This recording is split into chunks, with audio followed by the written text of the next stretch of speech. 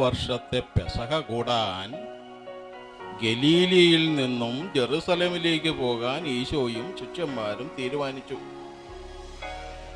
ഇങ്ങനെ ഒരു അത്ഭുത സിദ്ധിയുള്ള ആൾ വരുന്നെന്ന് കേട്ട് ജെറുസലേമിൽ ഉണ്ടായിരുന്ന ആൾക്കാരെല്ലാം കൂടെ പട്ടണത്തിന്റെ വാതുക്കലേക്ക് ഓടി വന്നു. ഈശോയെ കണ്ട് അവരെങ്ങനെയാ ഈശോയെ സ്വീകരിച്ചതെന്ന് കേൾക്കൂ.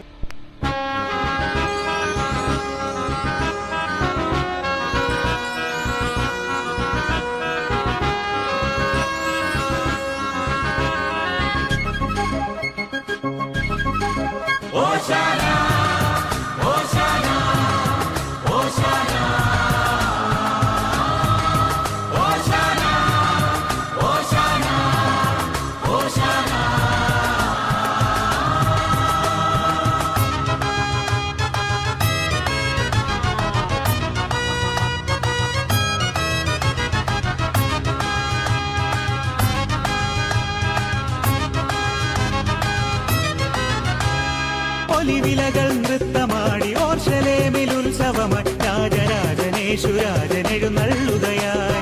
ഒലിവിലകൾ നൃത്തമാടി ഓർശലേമിൽ ഉത്സവമായി രാജരാജനേശുരാജനെഴുന്നള്ളുകയായി.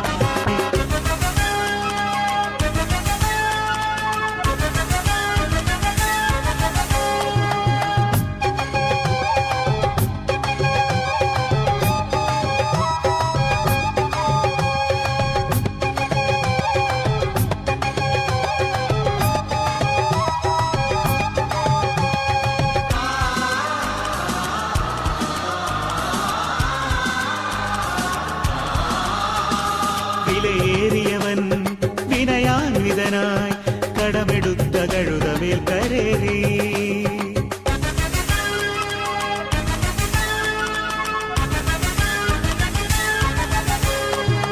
വിലയേറിയവൻ വിനയാൻവിതനായി കടമെടുത്ത കഴുതമേൽ കരേറി. വഴിയിൽ പൂമെത്തയായി വസ്ത്രം വിരിച്ചിത ഒരു മനമായി ഒരു സ്വരമായി ജനമുണരുകയായി. ശിഷ്യഗണം സ്തുതി പാടുകയായി. ഹോശാന ഹോശാന ഹോശാന ഹോശാന ഹോശാന ഹോശാന ഹോശാന ഹോശാന ഹോശാന